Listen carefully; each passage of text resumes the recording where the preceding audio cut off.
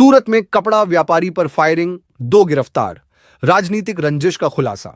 सूरत ग्रामीण पुलिस ने सूरत जिले के पिपोदरा जीआईडीसी में एक कपड़ा व्यापारी पर ताबड़तोड़ 3 राउंड फायरिंग कर जानलेवा हमला करने के मामले में बड़ी सफलता हासिल की है। पुलिस ने इस मामले में 2 आरोपियों को गिरफ्तार किया है। 13 अगस्त 2025 की रात लगभग 9 बजे सूरत के मंगरोल तालुका में पिपोदरा जीआईडीसी में उग्र प्रसाद साहू नामक एक कपड़ा व्यापारी पर बाइक सवार 2 अज्ञात हमलावरों ने 3 राउंड फायरिंग की। इस हमले में व्यापारी के पेट में गोली लगी और हमलावर मौके से फरार हो गए। घटना की गंभीरता को देखते हुए सूरत जिला पुलिस ने तत्काल कार्रवाई शुरू की। कोसंबा पुलिस के साथ साथ सूरत जिला पुलिस उपाधीक्षक, एलसीबी, एसओजी और पैरोल फर्लो स्क्वाड की टीमें भी जांच में शामिल हो गईं।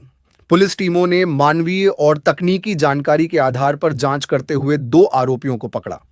इनमें से एक अमित सिंह त्रिभुवन सिंह है, जिसने पीड़ित व्यापारी की भेद ली थी और उसकी जानकारी हमलावरों को दी थी।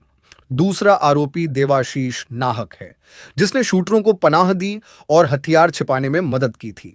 पुलिस ने इन दोनों से एक देसी पिस्तौल और 2 मोबाइल फोन बरामद किए हैं। पूछताछ में यह खुलासा हुआ कि यह हमला राजनीतिक रंजिश के चलते किया गया था।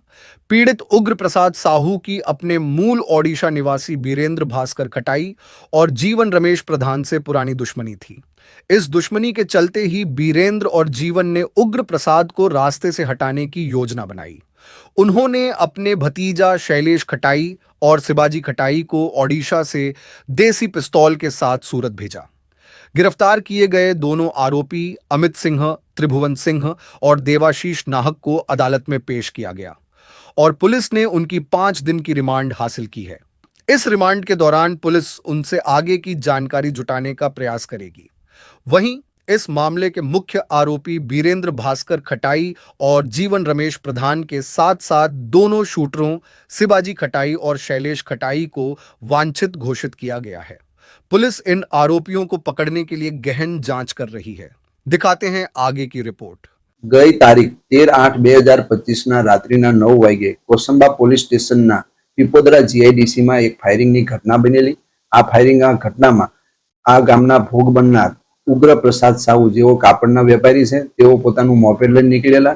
તે વખતે અજાણ્યા ઈસમો એક મોટરસાઇકલમાં આવી જેઓએ પિસ્ટલ દ્વારા 3 રાઉન્ડ ફાયરિંગ ની ઘટના બનેલી। આ ફાયરિંગમાં 2 રાઉન્ડ તેના પેટમાં ભાગે ઈજા થયેલી અને તેઓને તાત્કાલિક હોસ્પિટલે પહોંચાડવામાં આવેલા અને ગુનાની ગંભીરતા સમજી આ ગુનાના કામે જિલ્લાની 4 અલગ અલગ ટીમો બનાવેલી, જેમાં એલસીબી, એસઓજી, પેરોલ ફ્લો તથા સ્થાનિક કોસંબાની ટીમે હ્યુમન ઇન્ટેલિજન્સ તથા ટેકનિકલ સર્વેલન્સ દ્વારા 2 આરોપીની ધરપકડ કરવામાં આવેલી છે।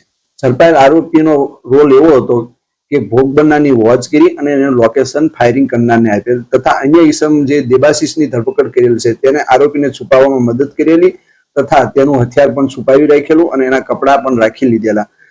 એની પણ મોટા બોરસરા ખાતેથી ધરપકડ કરવામાં આવેલી છે। આમની પૂછપરછ દરમિયાન જાણવા મળેલ કે આ હત્યા કરાવવા માટે જે વીરેન્દ્ર ખટાઈ જેઓ ઓરિસ્સાના છે તેમજ જીવન પ્રધાન તથા ફાયરિંગ કરનાર આવનાર 2 અજાણ્યા ઈસમો જેઓના નામ શિવાજી તથા શૈલેષ છે, તેઓ પણ ઓરિસ્સાના વતની છે। તેઓ હાલ નાસ્તા ફરતા છે। તેઓને પકડવા માટે કાર્યવાહી હાલ ચાલુ છે। હત્યાનો પ્રયાસ થયેલો છે। આ ગુનાના ભોગ બનનાર ઉગ્ર સાહુ ઉપર આ ગુનાના આરોપી બીરેન્દ્ર ખટાઈ તથા જીવન પ્રધાનને જે ઓરિસ્સામાં રાજકીય વાંધો હોય તે બાબતમાં આ હુમલો થયાનું પ્રાથમિક રીતે જણાઈ આવેલ છે। શું કબજે લેવાયું છે? આ ગુનાના કામમાં ઉપયોગ થયેલ પિસ્ટલ કબજે કરવામાં આવેલી છે તથા જે આરોપીઓ હતા તેને જે કપડા પહેર્યા હતા તેના એક જોડી કપડા પણ કબજે કરવામાં આવેલ છે। આરોપીઓ હાલ કેટલા દિવસના રિમાન્ડ પર છે? શું કઈ દિશામાં તપાસ ચાલુ છે? આરોપીઓ હાલ 5 દિવસના રિમાન્ડ ઉપર છે।